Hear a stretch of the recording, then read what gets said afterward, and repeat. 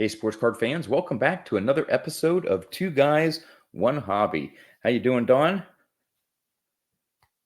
I'm doing well. How's your Strongsville hangover? You doing good? Yeah, it was good. It was great seeing you at the show. By the way, Absolutely.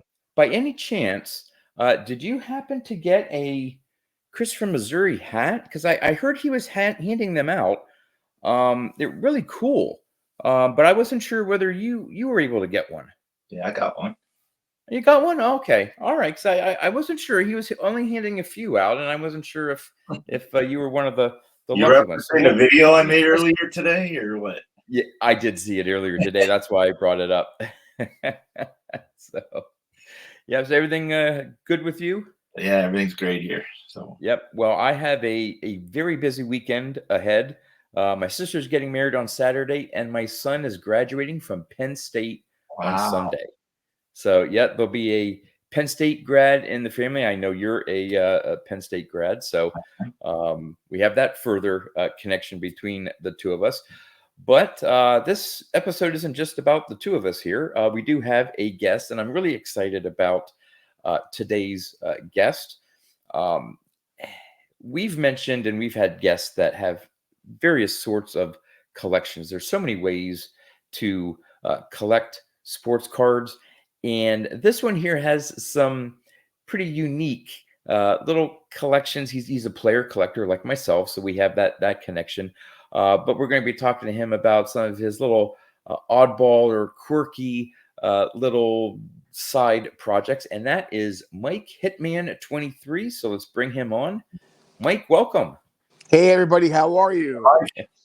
Good. Excellent. Yeah.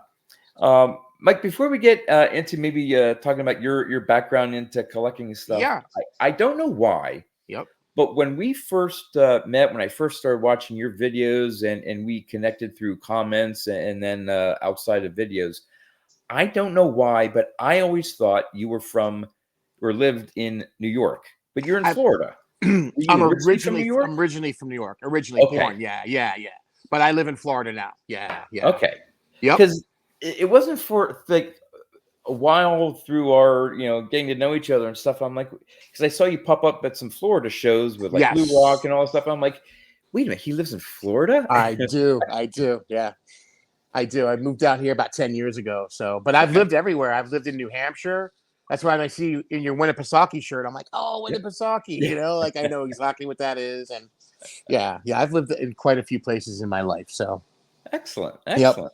Well, let's start for those of you who are not familiar with Mike and his channel. By the way, I will have a link to his channel in the description of this video. Definitely go check Mike's channel out. But Mike, for those that are not familiar with you and your channel, what got you into collecting, maybe some of your background, and then we'll get into some of the details of what you collect. Absolutely. So before I start, I just want to thank you and Don for having me on. This is awesome. I was really excited when you reached out to me, and it's funny because John, when you had reached out to me a long time ago, and I am the worst at checking my emails. Yeah. So like over the last couple of weeks, like during my break at work, I've been going through my email account and getting rid of emails. I just got rid of, I think, 5,000 emails, and I still have like 30,000 to go. So that's what I was doing. I was going through and I saw it. And I was like, oh my, I felt so bad. Yeah, I was like, he's never going on, John. Just move on. Yeah, he's ignoring. He's too good for us, That's not at all. I felt so horrible. I was like, oh, they probably think I'm blowing them off, and I don't want to do this. Yeah, we did think that. We like that son of a bastard. So I'll tell you a little bit about how I got started. I've talked about this on my channel before. My first really introduction to baseball cards was kind of an accident, actually. I was visiting my grandmother's brother way back. I think it was it was 1976. And we were at his house. He lived in an apartment in the Bronx, and he was he worked in a school district, New York City school district, as a custodian. And I was over the house, and he comes in and he hands me this little brown paper bag filled with baseball cards. Right? I didn't, and at that time I never saw a baseball card before. And he must. My guess is they were probably confiscated from some kid. Is my guess. That's in my retrospect when I think of how it happened. But I never knew. He just gave me the bag. So it was probably maybe I don't know 100 cards in the bag. And I remember the very first card I pulled out was the 1976 Topps Fred Lynn card, and I just thought it just struck me like, oh my God, that is so cool. Like it just looked awesome the way he was, in his action pose, and that little trophy on there for some reason just did something to me. I thought that was the coolest thing. I thought it was like the most special card ever, right? I didn't really start watching baseball probably till like a year later. I was, I grew up a Yankee fan. My grandmother was a big Yankee fan, and my mother's father was a big Mets fan. So I remember watching some Mets games with him at his house, and then I'd go to my other grandmother's house, and she had always had the Yankee game on, and we'd watch the Yankee games together all of the time. So that's how how I became a Yankee fan, and just started asking my mom to get me some cards when she went to the store. I'd get some cards in 1976 and 1977. And I remember keeping them in a kitchen drawer in our kitchen, and they were like just thrown in there, and kept doing it until like 1978. And we moved in 1978 to Pennsylvania. So I didn't really collect in 79 and 80. Kind of just didn't buy them then. And then in 81, I think it was in fifth grade at the time, a buddy of mine was really into cards, and I was like, oh yeah, I think I have some of those, and just kind of got full force back into it and trying to build the 81 top set. And I remember Manny Sarmiento from the Pittsburgh Pirates was the last card I needed for the set. I'll never forget that. We had a run there when we had every has-been. He's my what's Pepino Man's guy there? Steve Jeltz. He's my Steve Jeltz. Yeah. Manny Sarmiento. So really, it was kind of gung ho from that time on, and then of course in college, you fall off a little bit. You don't really collect as much, and then probably back in the by the time the late '90s hit, I started buying again, and early 2000s I was in it full fledged and really haven't stopped. Love it. It's been a very big part of my life, very important part of my life. So, and it's just great.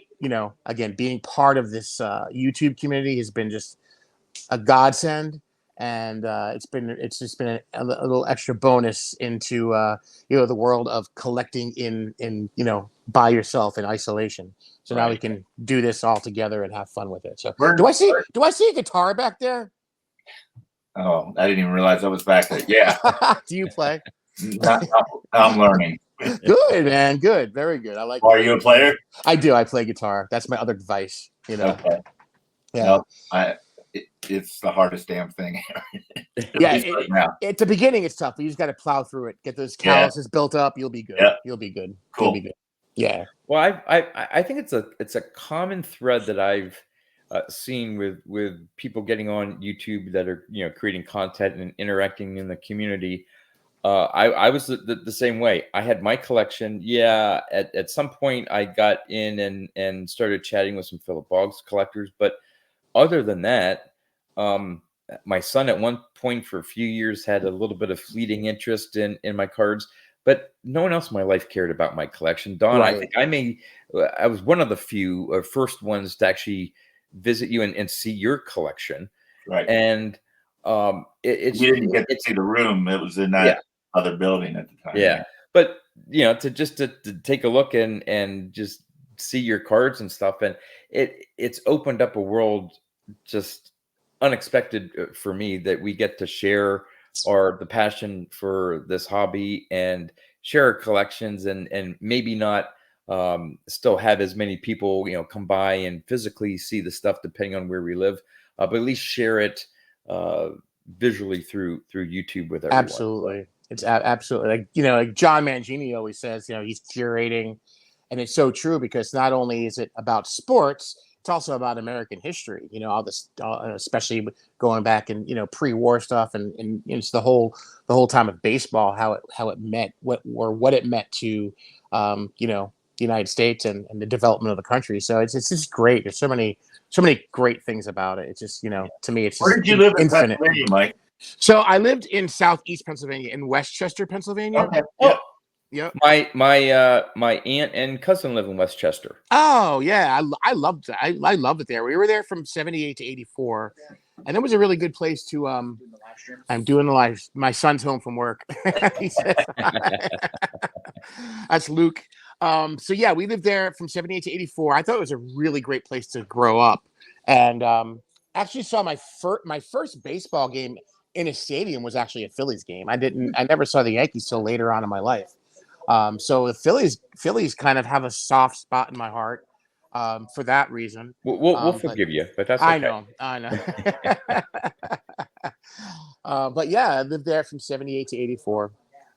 Yep. Well, Yep. in addition to the connection of living a little bit in Pennsylvania, in New Hampshire, where I vacation every year, another connection that we have is that you are part of your collection is a player collection, Yes. Yes. and it is of Don Mattingly. Yes. So, how did that start, and how long have you been collecting Mattingly? And I've been collecting Manly pretty much his whole career. I mean, obviously in 84, I wasn't a super collector because we didn't know what that was in 84. Right. We get 3 cards, right? Yeah. Maybe some more than that, but you know how it is. He's just my favorite Yankee of all time. Being that age, I was how old was I when he came up? 14, 15 years old. And just his play on the field and how he carried himself was just like he meant so much to New York, and just gravitated to him. And I just I wanted his cards. I wanted to get all of his cards. And it's as got older, and the whole notion of, oh wow, he's got all these cards, like, oh my god, and it's just that thing of like, I think most collectors have that gene of like, you gotta have them all, or you at least attempt to have them all, Yeah. even though it's not realistic. You have that mindset if you want to have them all. So I'll never have them all. I don't think I'll ever meet your number, because the problem with me is like, I have so many other collections that I do and other things. I build sets that I just can't put the funds to it. So if I didn't do all the other things, then I would have a crazy Mattingly collection. Right now I'm about right short of 1,100 unique. So it's there we go. We it's got a fair collection, but it's not like some of these other people have like you're huge on thousands of cards, unique cards of your player. So I was like, that's not sure if I'll ever hit those numbers, but we can give it a shot. Looks like we're Don's having a little bit of technical difficulty. We'll see if we can get him back on here. In the meantime, how are you? Because you mentioned, hey, in '84 he had his top scorer in Donruss, and maybe one of the, once you get into '85, he may have had an All-Star card or things like that. And how, obviously, as the years went on, there were more and more more Mattinglys being produced. Yes. What's your take on it today with the cards, and I'm assuming the stuff with Mattingly, that it's low serial numbered autograph game use stuff that's you see on eBay, and because I'm seeing that with Boggs as well. How does that impact your future collecting of Don Mattingly? Positive or negative? I don't want to say negative, but it's not something I'm going to have all my irons in, because there's a lot of other things I'd like to have. I have like 5 or 6 autos. I have some game use stuff. I'm not at that point where I'm like, I'm going to get it all. Like, I don't really want it all. I think last time I checked it's impossible. I think the last time I checked in Trading Card Database, there was like 13,000 or 14,000. I'm like, it's just not going to happen, right? And there's so many other things I want to get and add to my collection. And by no means does that mean, I don't like Don Mattingly anymore. This is my shirt right here. Donnie Baseball belongs in the Hall of Fame, right? So he's my all-time favorite. That will always be that. But I definitely love the hobby, so I want to be diversified as well. And I still love to build sets. So, I try to really, again, and I don't have an unlimited amount of funds. So I try to do it, where I can within my means. And I guess you could say I'm ADHD in a way. My collecting, I'll be into something for a while, then I'm like, all right, I'm going to do this now, and then I kind of go back and forth. It just keeps it interesting for me.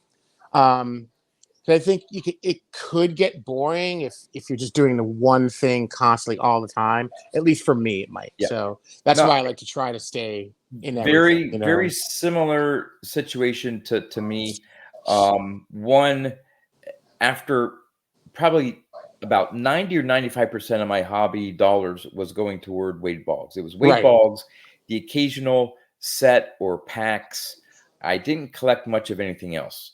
Mhm. And now it's probably 5-10% Boggs, the rest vintage. And Yeah. and it's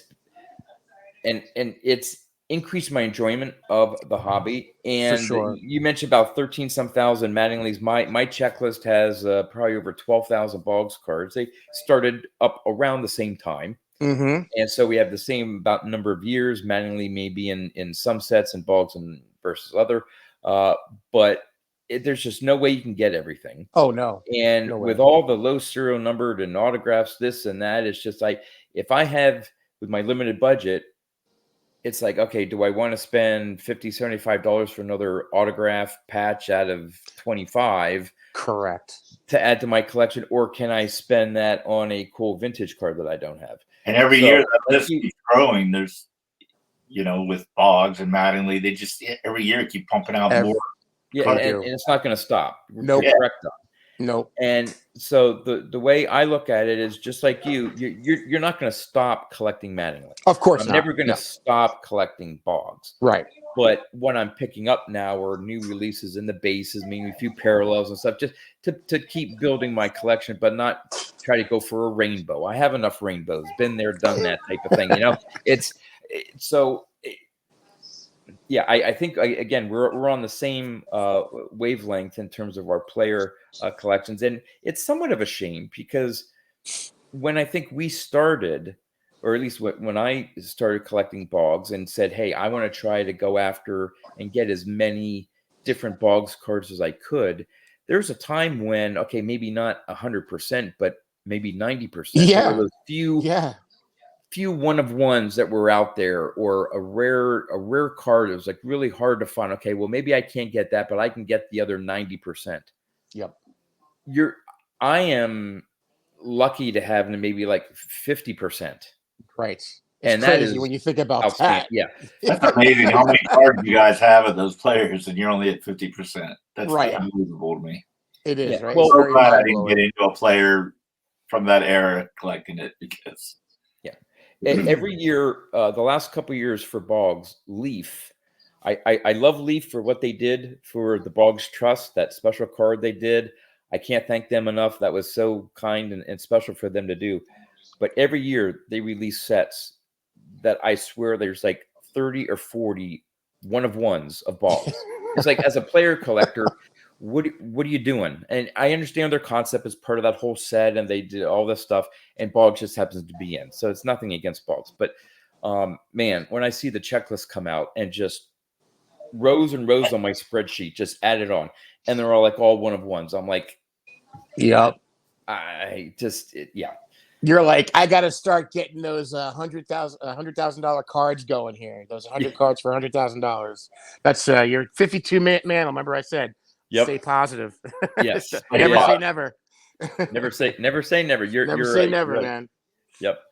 So beyond our player collections that we have in common, I found out early on in watching your videos that you also collect, and I'm not sure if there are any other collectors, at least that I know of, that have your types of these sub collections. Eric Fourleaf, maybe. Eric Fourleaf. You are right. Yes. My collecting brother right there. Yes. So explain what some of these little mini collections you have, and what got you into them, and just are there any new ones that you're going to be starting? And well, that's a good question. So the first thing that got me into it was really the Rookie Cup run. Okay. Back in, I think it was 85 or 86, baseball. Remember Baseball Cards magazine? Yeah. They had an issue that featured the rookie cards. I think they call them the Trophy Cup or Trophy Card Run, or I forget what it was. And it was a 64 Pete Rose on the cover. I'll never forget. I had the issue and I don't have it anymore. I'm so upset, but I just remember seeing that card, and I remember like the Fred Lynn and all that stuff, and how I thought those are so cool. And at the time when I was living in Virginia, a neighbor of mine was actually a card dealer, and his son and I were good friends, and we'd go to his house, and we would buy packs. His dad had packs in the basement. We would like buy packs from his dad and like open up. It was when Dwight Gooden was a rookie, so 85, and we would just buy tons of Topps packs and open them. And he would have the big 5,000 count boxes, and I would actually help him at some shows. I went to like 3 or 4 shows with him and actually helped him sell. It was a great experience back then in mid 80s, right? And I remember going through some of his boxes. And I was going through some of the 60s Topps, and I saw the trophy cards. I was like, oh my God. And I'd pull them out, and he would sell them to me for like dirt cheap, right? Dirt cheap. I'm not nobody big, and I didn't pick the rose or anything like that. He didn't have a rose in there at the time, but I just loved them. So I just saw that as like a really cool little thing to do. And as I got older, and as I look at my cards, and this is kind of how it transitioned, I think we're all guilty too of, having a lot of just, I call it tonnage, commons and just stuff put in boxes and the whole 9 yards, the stuff that people don't want because it's not worth anything, right? It is worth something. It's cool if you look at it, right? That's why I say you got to look at it. So I'd go through these boxes of my own cards, and I'd be like, oh, that's kind of cool. Look at this card. This guy is, blowing a bubble. Or look at that one. He's cool. He's sliding to second base. Look at all that dust that's coming up off of second base, And from there, I just started thinking outside the box. It's cheap, right? It doesn't cost a lot to do that. And B, it's not, I'm not throwing the cards in the garbage. I've given so many cards away and donated so many cards. It's just fine. But like, there's a way to enjoy something that other people may not think is cool or even think about, right? And I also, as a creator on my channel, I want to try to be a little bit of a differentiator in terms of like doing stuff that not everybody else is doing. And if I could bring attention to stuff like that, like common cards that have cool pictures or cool names, right. It's just something niche, and it can maybe spark somebody's interest. And say, hey, I'm gonna do something. I'm gonna buy, I'm gonna collect guys with blue eyes or whatever. Like it just makes it really fun. It's actually like that to me is the fun part. Looking for stuff on cards, and finding neat things. Like I have umpire like cards with umpires in the frame. Even if it's like even if I know it's the umpire's arm, I'll put it in there. Okay, there's an umpire's arm. It's going in there. I have this binder here. I have, again, this is more a well-loved vintage binder. So anything, if I'm out and I'm buying cards and I see like an old beat-up vintage card, I like to rescue it and put it in my well-loved vintage binder because, beat-up vintage cards need love too. Don has a few in his collection. So yeah, it just keeps my interest peaked all the time. I can always go to a show and look in a box. I may not be, looking for anything specific, but if I'm going through a box, a dollar box, a quarter box, I could be thumbing through and be like, oh my God, that's so cool. I got to pick that card up because that's crazy card, like. And you are just like Eric. When we were at the National Atlantic City, Rick Vintage Oddball Cards kept buying some cheap boxes of cards just for us to sit around the table and open. We gave half of them to Eric because it was just like you said. This guy's wearing red shoes or hats on backwards or whatever goofy thing it was. I mean, let me see you here. I have a binder. It's actually, I named this binder Clarence because I didn't know what to call it. And Scott, Reindeer Studios, I put a little question on my channel or my video I made, and he goes, how about Clarence? I'm like, all right, the binder's name is Clarence. So this is Clarence. And in this binder, I have a bunch of different things. I have I have the guys blowing bubbles. Of course, the Kurt Bavacqua card is the classic, right? And there's a really good like Ken Griffey Jr. But there's a lot of cards with guys blowing bubbles. You don't even realize it. And I have like probably scratching the surface of what's out there.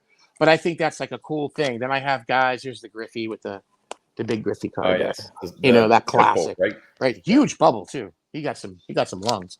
What else? Oh, like just like the celebration cards.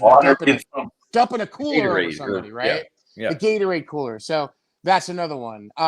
This one is guys in like funny sunglasses. I have, just guys and there's so many good ones. Like Jose Rio had a bunch of them back in the 80s. Jose Canseco has those classic things, stuff like that. I have guys tipping their caps.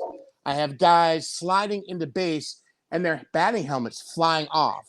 So I call it the helmet in the air PC. So again, I dig deep, guys. I'm a deep digger. And I have many, many binders filled with this stuff. And my poor sons, when I leave this mortal coil, they're going to have a lot of fun. To get rid of this stuff.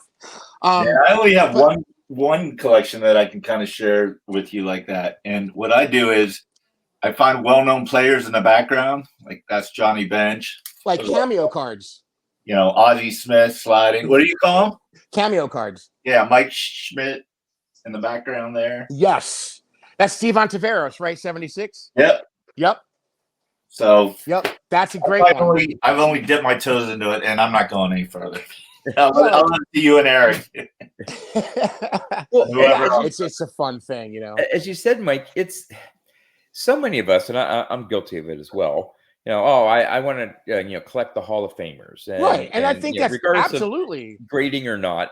And as you said, a lot of us have cards that, whether it's when I open boxes to try to put a set together in the late the 2010s and stuff, I had all these comments. Well, they're in cardboard boxes, and they've been sitting in cardboard boxes for 5, 10, 15 years, exactly 20 years. And so it's like, okay, well, yeah, they're cards in my collection, but have I thought about them in ages? No. But what you do is you truly enjoy your cards. I do. Forget about value. Forget about condition. Exactly. That you see a card and say, this is a cool card because X. And becomes part of my helmet flying off collection. Or this is the sunglass collection. But beyond the images, you have collections, right, that deal with players' names, right? Exactly. Like play on words and stuff like that. I do. So I have so I put together, I call it the money list. So it's Don Money, Dave Cash, I have Brad Penny. So any guys named after have something to do with money, right? I have another TC that I actually haven't even put in a binder yet because I've just been just putting the cards in a box, getting the band back together. So it's any player that has a name that has anything to do with music. It could be named after an instrument like Steve Sax and Sam Horn, or it could be somebody who's named after a musician like Jim Morrison and Jerry Reed and stuff like that, Carlos Santana. So I'm doing that, and I'm actually getting ready to put put that together in a binder. I'm trying to think of a way to do it. I might do all the instruments first, or like Raul Ibanez, right? Ibanez is a brand of guitars, so I have that. So I dig, like I said, I dig very deep, and I really look and try to utilize whatever is out there. Mike, I don't think you heard me. Do I? Is there a Jerry Garcia? Is there a Jerry Garcia that played in the major league? I don't think so. Well, sure, there's Garcia, Kenny Rogers, and like I said, Jim Morrison, Carlos Santana. There's a few. Jerry Reed. There are actually a few baseball players that have musicians. Frank Viola. He's in there. Frank Viola's in there. Yep, he is.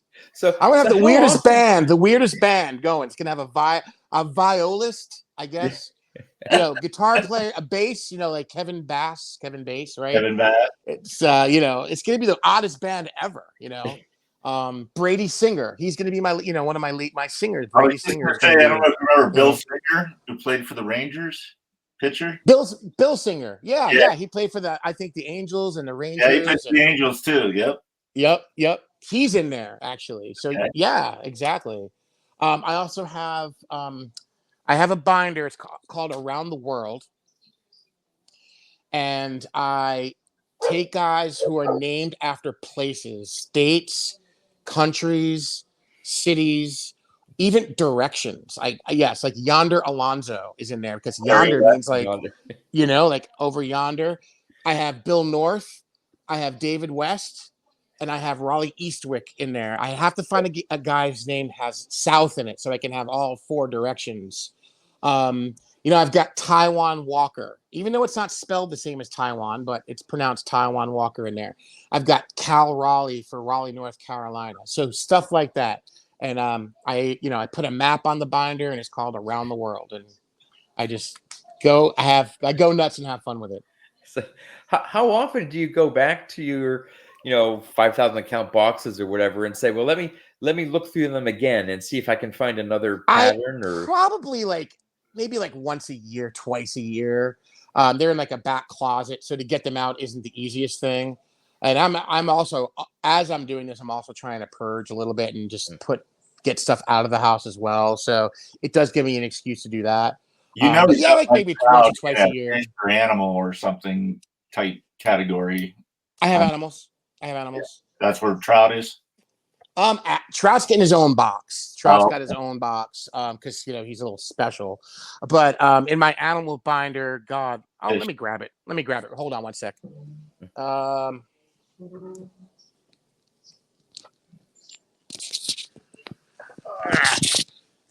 right.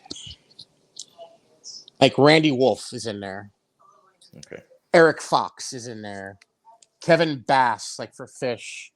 Greg Bird, Rob Deere, Buck, what's his name? Buck Martinez, Jake Lamb, like all those guys are in there, So, guys, I told you. And you just do baseball, right? Like, do you do other sports or just baseball? For my Around the World, I'm adding Russell Maryland to my Around the World PC because I love that. There's not a lot of guys named after states. Jerry West? That I don't have yet. No, Jerry West. Oh, Don, you're killing me now. That's now I'm like, oh. I need to find somebody out there who's watching tonight. If you could think of it doesn't even have to be a baseball player, some athlete with the name South in their last name. I can't think of anything off the top of my head. Because that's the last direction I need, I need somebody with South, could be Southwick or whatever, but yep. I haven't been able to find one. A challenge. That's my challenge. Can put in the comments here if they know of a player that Mike can pick up to add to his collection.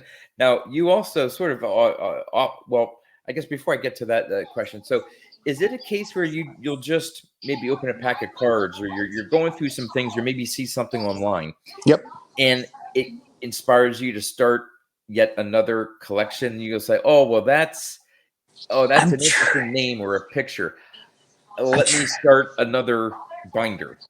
I'm John, that's a good question. I'm trying to think if there was anything specific to that I could say. And I can't say that there was, though that's a possibility. It could very well happen. Like it would probably not online as much, maybe or at a show. That's where it would happen, maybe at a show, because there's so many in front of me that I'd be like, oh my God, I never knew this existed.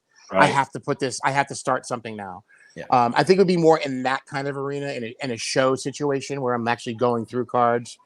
Even when I'm on COMC buying stuff, I'm usually targeted for like specific players that I'm looking for. Because you really can't find stuff by theme there. So that's how that goes. But yeah, usually at a show or something, I'll find something like that, and I'll. You got me thinking. I'm like colors, Jim Brown, Vita Blue, weapons. That's one I have not done yet. I was thinking about that one actually. I have not done colors. But that would be a good one. That's a very good. See, you're thinking, man. You're thinking. You're percolating. I need another rabbit hole now. Yeah. Oh, geez, I know, right? I don't need any more rabbit holes. Right. Before I get to another question that I have for you, since we're maybe around halfway through, I do have a trivia question. As I always do for these shows. Now, Dawn, in your defense, this isn't. You're welcome to chime in if you think you know, but this one is actually more specific to Mike, and so I'm going to put him on the spot here a little bit. And you started off your first sort of special collection was bubble gum, players blowing bubble gum, and you showed the Kurt Bavacqua card. It was the bazooka, right? The challenge. All right. Now that's probably the most famous, as you said, player blowing a bubble gum on a card. Do you know who what the first card is? The earliest card of a player showing themselves blowing a bubble on a card. Oh my lord! A lot of people go back to the 76 Kurt Bavacqua Topps card. Correct. Right, and I'll give you a hint. It's not the 75 Burt Blyleven, which is also a famous. Yes, I have that in there. A bubble, right? But there's one before that someone has found. Now, this is I found this on the website. So if there's anyone out there that wants to comment that knows of one before the one I'm going to show you here, but it's an obscure player, so I won't fault you for not knowing this, but this may give you an incentive to go after this card. And I can't imagine it's going to be. No, it will. It will. It's not a Hall of Famer. Let me look. It's not a Hall of Famer? It's not a Hall of Famer. Let me just make sure no, these are pretty. It's older than 75. Okay, so no, I definitely don't have it in my binder. So older than is it from the all right? Is it from the 60s? No. Okay, so from the 70s, right? Yes, it is from the 70s. Dude, I honestly have no. My guess. It would probably be like. Would it be 73? Because they did so many weird photos. Nope. Not 73. Okay. It's from 74. From 74. John, you got me, man. All right. Don't know. Let me see if I can share my screen here. Okay. And let's see. Share screen. Let's see if I can do this. It's not the Frank Robinson. No, you said it's not a Hall of Famer. No. It is the Ken Wright of the St. Louis Cardinals, 1974. Nice. And that's a nice action shot, too. I don't know if I can. Let me see if I can. I don't know if I can zoom this in here a little bit here. I might have that in my 74 binder. I have to look. What card number is that? It is. I'm not sure. 1974 Ken Reitz. Okay. Yep.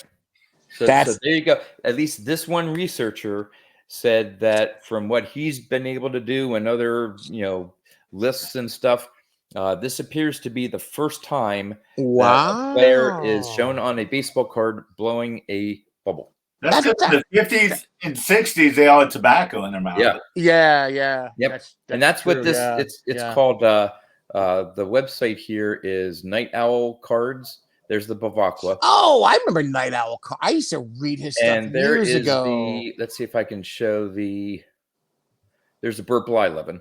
Yeah, I've got that one. Yep. So yeah, that's if you look up that. Let's see if I can go back here. Yeah, so it's that Night Owl Cards. I think it's a little blog or whatever, and he did some research on it. That guy, I read him years ago, and he does. I think one of his PCs or stuff he collects cards of guys playing games at night. I'm almost positive he has a PC of game. There's not a ton of cards when you think about it of photos taken at nighttime. I don't know. The bill for you? Oh, wait a minute. Who is that? Is it a wrestler? Yeah. Who is that? George. If I can get that. There we go. George. He may have to, man. Is there an actual card of that guy? Is there a card you can get? Oh, he may have to be the guy, man. If that's it, I may have to. There was a tennis player too, but he played in like the 1600s or something. I didn't even know. We don't have a card for that guy. Yeah. That's So I could find. Wow, George South, the old wrestler. I never even heard of him. No, me neither. So, Mike, in addition to Don Mattingly and some of the really cool, I'm going to call it oddball, but it's not really fair. This is putting it down. I mean, they're really cool, quirky collections. Quirky collections. You also, I believe, are a fan of the Washington Redskins. Absolutely. So you said the Yankees background, the Don Mattingly. I can understand that. You spent some time obviously you grew up in New York. You spent some time in New Hampshire, Pennsylvania. You mentioned Virginia, somewhere else, and now Florida. What's the Washington Redskins connection? So this is kind of a cool. I did live in Virginia, but I actually became a Redskins fan before I lived there. Okay. So living in Philly back in the late 70s and early 80s, the Eagles went to the Super Bowl and lost in 1980. And I was bummed. I was bummed about that. I was so bummed. And after that, I was like, I hate the Eagles. I hate them. I was so upset they lost. I got to find a new team. So the Eagles played the Redskins twice a year. And I'm like, I don't know. I just thought at that age, they had cool uniforms. John Riggins was there at that time. He's just like, this man beast, and it's just kind of like, it just did something. And then they went to the Super Bowl in 1983 against the Dolphins. And I was like, you talk about bait on a hook. That was it, man. I was done right there. And ever since then, I've been a huge Redskins fan. And then funny as it is, we actually moved. My father got relocated to the DC area in 1984. So we moved down there, and I was thrown into probably one of the best times to be in a city for a sports team, because that's when they were in their glory. They were so good. And, that area had the Cowboys were good. The Eagles were good. The Giants were good. All the NFC, we called it the NFC Beast, because all those teams just beat the heck out of each other. And where I lived, this is the coolest thing, because where I lived in Northern Virginia, a lot of Redskins lived in the area, and we actually lived right next door to one of the Redskins offensive linemen, and I got to do some pretty cool stuff. He brought me to Redskin Park, and I got to meet a ton of the players and just spend the day there. And it was just I was speechless. It was really cool. And so I was very exposed. For my birthday, this is another really cool story. For my birthday in 1985, my neighbor offered my dad tickets to two. I could pick one of two games. And so he had the Bengals and the Giants. And of course, what do you think I picked? I picked the Giants game. Monday Night Football in 1985. What happened in the Monday Night Football in 1985 in the Redskins-Giants game? Something huge happened. Lawrence Taylor breaking Theismann's leg. I was there. I was there for that. I'll never forget. We didn't know what happened. We didn't know what happened until after, because we were, you see him go down, but you don't know what happened to him. We knew he was hurt. And then when we got home from the game, and my mother was crying, and she was watching the game. And if you thought you saw it wherever you guys lived, over and over, it was on loop in DC. They constantly showed it, and it was that's all you see is then we were like, oh my God, I guess he's never playing again. Yeah. And then, but it was such a good time, and that's how the Redskins are really, I love that team. Again, Mike, we have a lot of connections here. My sort of connection, it's not really a personal connection with the Redskins, is my undergraduate. I went to Dickinson College in Carlisle. Oh, and that was summer camp for the Washington Redskins. When we got to school every year, of course, that the camp had gone, so we never got to see any of the players. But supposedly, twice a year, we would have a huge spread in the cafeteria. I think one of them was around right before Thanksgiving break, and another one was around springtime or whatever. But I remember one time that it was this huge spread. They had steak. They had tubs of shrimp. They had some small little things of caviar. And this for college students. And we're like, what? Well, supposedly Dickinson took some of the money that they received from the Redskins and decided to treat the students like once or twice a year and have just a big, I mean, it was a huge spread. Everyone was like, hey, they put it on their calendars. That's and cool. obviously they used the majority of the money for other things for the college. But they did give back a little bit to the students. And I forget when they don't go there now. And I forget when it ended. I want to say it was shortly. I graduated in 94. And I want to say maybe it was around either a little bit before or no, it would have been a little bit after I graduated. I heard that, Redskins now, or they went. Yeah, I think they're in Virginia. I think they're in Virginia now where they have camp. I'm not even 100% sure anymore. And I don't know why they chose Dickinson, but I think it went back to the 60s or 70s. Yeah, it was there. They were there for a while. For and whatever reason. It's not far from the DC area, so. But, I mean, our football stadium and stuff wasn't that. I don't know. I just thought it was interesting that the Redskins had their summer practice or whatever it was, spring, whatever it was, and at Dickinson College. I totally remember that when they played their or they did their summer camp there. I mean, even in Pennsylvania, in Westchester, Pennsylvania, at Westchester University, that's where the Eagles used to have their summer camp. Yeah, the Steelers go to a small school out here called St. Vincent. Yep. And they all seem to pick like colleges and stuff. Yeah, my daughter goes to a small school in South Carolina called Wofford, and the Carolina Panthers used to go there. But the reasoning there, the old owner of the Panthers was an alumnus of that school, and he had pumped so much money into that school. But there's a new owner now, and I believe they go somewhere else now. Yeah, like Pace University in New York. That's where the Giants used to have their summer camp. So like usually the football teams seem to use colleges for their, or at least back in the day. I don't know now. But. I mean, it may be if it's during the summer, the colleges, the majority of the are away, out. Yep. So they have access to the football stadium. They have access to dorm rooms or wherever. Right. And the dorm colleges are a great opportunity. Yeah, that makes sense. Yeah, absolutely. Yeah. I got to show John one card. I definitely had this one play. It's for I have a Donnie baseball and Wade Boggs card. Yes. Here, let me get you there on the solo way up there. Yeah. So it's a duel. So hard to see these shiny cards. Yeah, light, Yeah, that's the gold version out of is it 125 or it is. It is out of 225. 225. Okay. Yeah, it's not the gold. I forget what, but yeah, it's a goldish. It's gold, but it's not. I get. Is it gold, but not gold? Well, they didn't call it gold. In fact, that may be the base. I know there's a red and a blue. They do have a red and a blue, and I think the red and blue are lower serial numbers, and the base.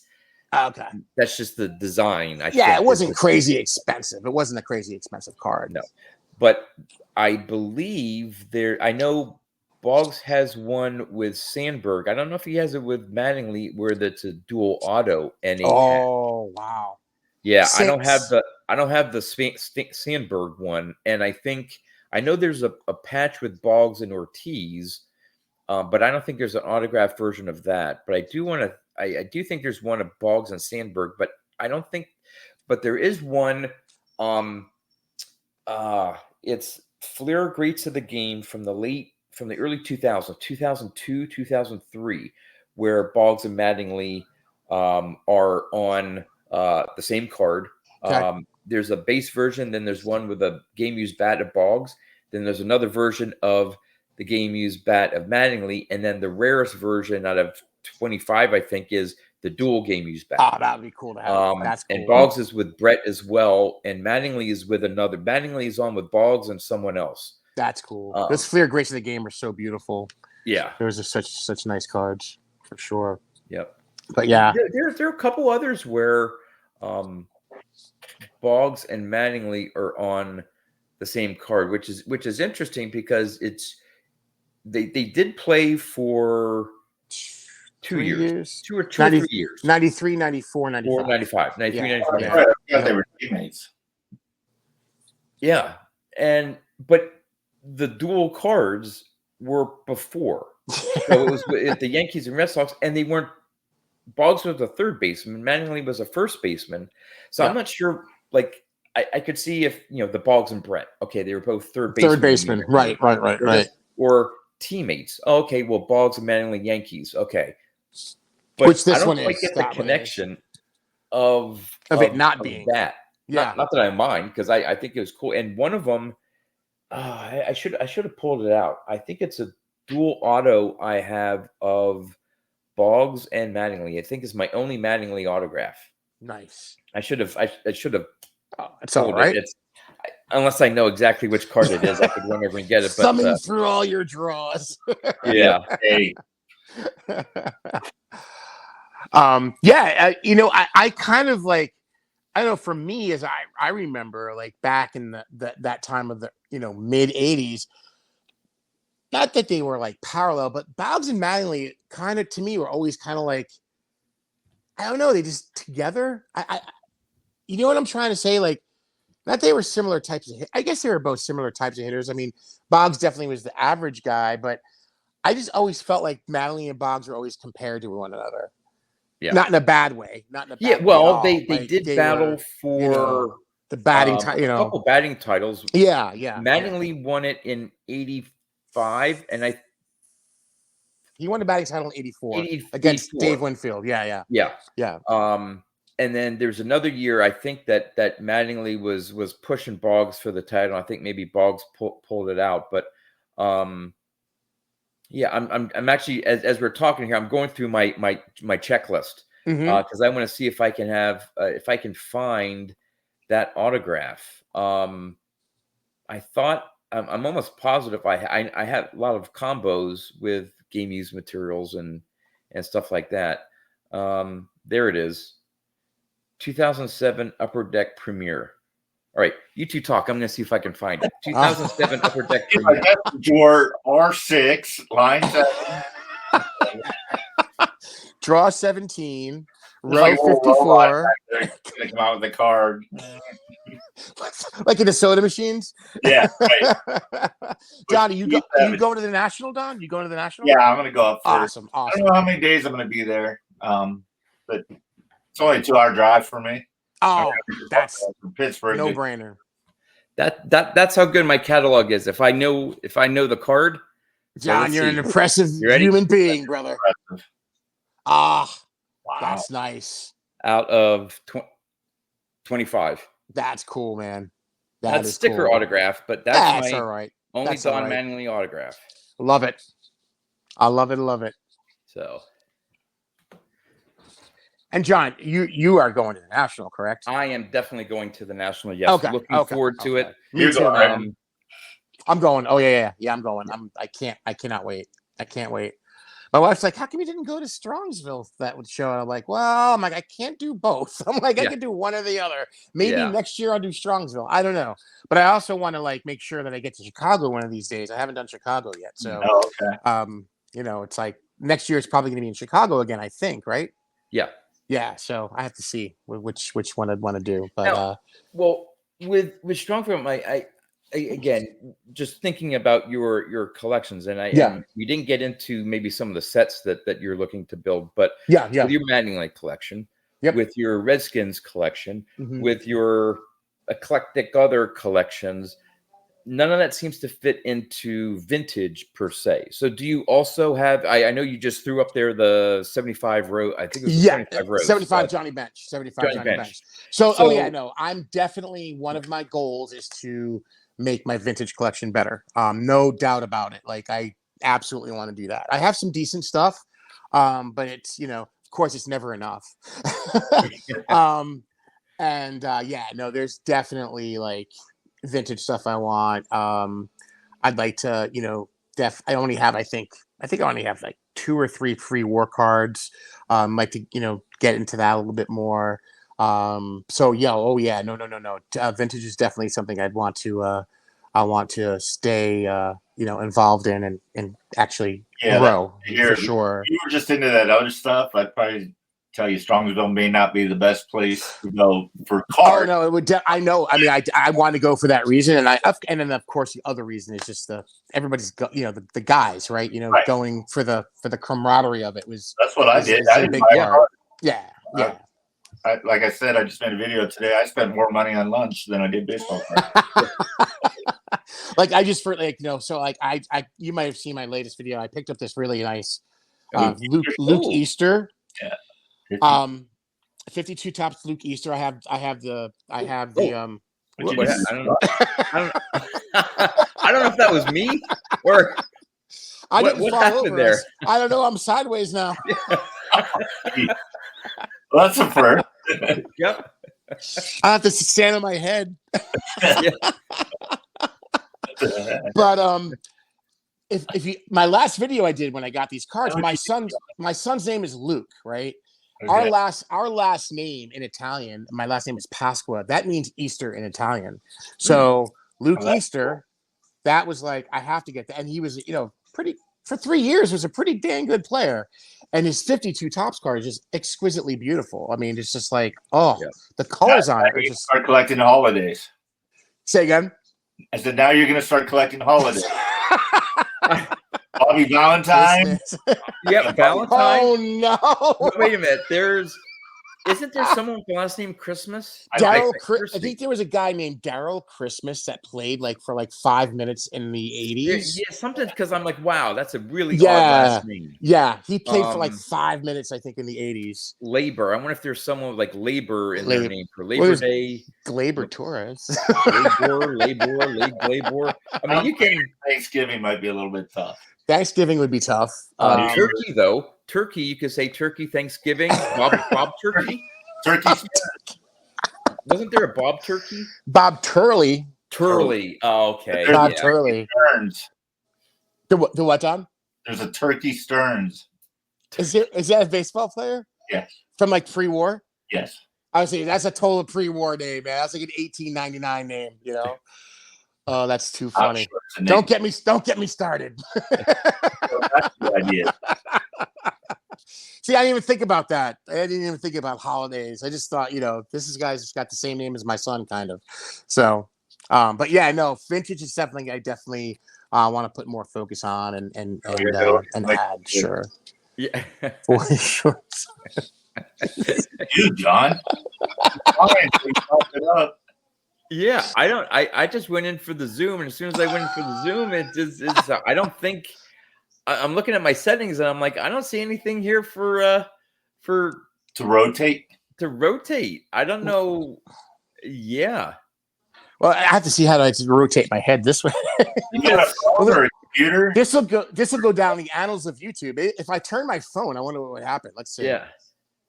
Look at that. Oh, actually, there you go. That works. That works. All right, we'll keep it like that. I can do that. That is too funny, man.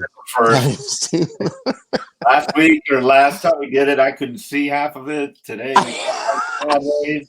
Don, you got to hire a new tech guy over here. I don't know. Yeah, give the viewers a little behind the scenes insight here. Whenever we do just a very quick pre-show prep, I say to our guests, "Hey, this is a free for all. It's not anything serious. We could take this discussion anywhere and whatever, and that includes technical difficulties." So it fits right up my. This is right up my alley because I just hit record and go. Mistakes in my videos, man. Mine's just like whatever. So this is apropos for me. This is great. Couldn't have planned it better. Rabbit Moranville? Who's that? Rabbit Moranville? No, Rabbit. Yep. Like the hoppity rabbit. Yeah, look at the card on the bottom. That is cool, man. I just happen to be sitting here too. That's that. That's very. Hey, for those of you who are watching, place in the comments any other ideas that you can give Mike for further collections. Please. So we have holidays. Yeah, Luke Easter's sitting right here too. That's funny. Oh, that's the 51 tops. Yeah, I'm gonna do his run. I mean, it's like there's like 8 cards maybe. It's like very small. Yep. So yeah, any other unique ones that either you can think of or that that you collect. Bring it on, peeps. Put them in the comments so Mike can see and maybe start some further collections. Spend more money. Oh my Lord. Yeah, but I remember a couple years ago. This is going back like 2 years, I think. It was me and Eric Forleaf and I think Bob Lewis, and there was a couple other guys. It wasn't a video. We were just doing it through text, and we were just going back and forth with all the different like weird PCs that we could do. It was fun. And I was like, we should have done that live, man. You know, it would have been fun doing live. But we didn't do it, never did it live. It's again, I keep going back to, it's a cool way to collect cards beyond value, beyond star players, and I want to, Mike Trout or Mickey Mantle or Shohei Ohtani or whatever. Yep. Those get all the attention. Those get all the this whatever. But you can find enjoyment. 100%. A Danny Valentine card because it's after a holiday and you have a collection of. I mean, you name it. Exactly. And I would venture to say that 90% of the cards are common players. Absolutely. Now, Ken Griffey Jr.'s in the bubble gum. Okay. But for the most part, they're just average cards that most people either would toss, not even put in dime boxes at a card show. Exactly. They would be thrown away. Yeah. They would be thrown away. But you find a way to enjoy them. And I think that's awesome. Thanks, man. Thank you. Yeah, no. You love cardboard, you love it all, right? You love it all. So I've said before, you love the Hall of Famers and the classic guys, that you also gotta love, the whoever's whoever Nick Allen is from the Athletics, right? So you gotta. They're all. Who Nick Allen is. Yeah, that's actually one of the new Heritage Commons. I do build Heritage sets. That's one of my things. I build the modern Heritage sets, and then I'm going back and building. So right now I'm building. I'm trying to do a 56 top set, a 71 top set, a 66 top. So again, these are probably may never be completed, but I just adding when I can, adding to it, see how close I can get, and again, be in that vintage arena right there. So what vintage sets have you completed, or haven't you completed? So I have. I'm pretty much good from 73. I have 73, 74, 75, 76, 77. I'm still working on. I have 78, 79. So just the 70s. Anything before then, I don't have complete. I'm about half, maybe a little more than halfway complete, or maybe actually not quite halfway complete a 71 set. And a 56 set, I'm probably a third. I would say a third. Yeah. You have a list of the 77s you need? I can put one together. I don't have one. I don't have one as of right now. No. Well, you got this is a whole box of 77s. So. Oh wow! I can get you a long time ago, and so let me know what you need, and I'm sure it's probably in here. Yep, I definitely could do that, man. I appreciate that. Thank you. How is the viewership tonight? Is it good? Well, this isn't live. Actually, we're recording this. Oh, okay. Yep. I thought it was okay. And, okay. This is going to be posted on Sunday. Okay. That way, 3 people. Yep. Yeah. So right now there's three of us live, and I got you. And that's usually what we get in terms of viewership. No. At least you get 3. Oh my Lord. Yeah, that way I can, if there's major goof ups and stuff, I can edit it out. And so this will be posting on Sunday morning. I will be probably on my way out to State College. Oh yeah, your son's graduating, dude. That's awesome. Congratulations. So now he's, as a lot of the new graduates out there, he's searching for a job, and then he's applied several places, but so far no interviews, and he's getting a little frustrated and things like that. But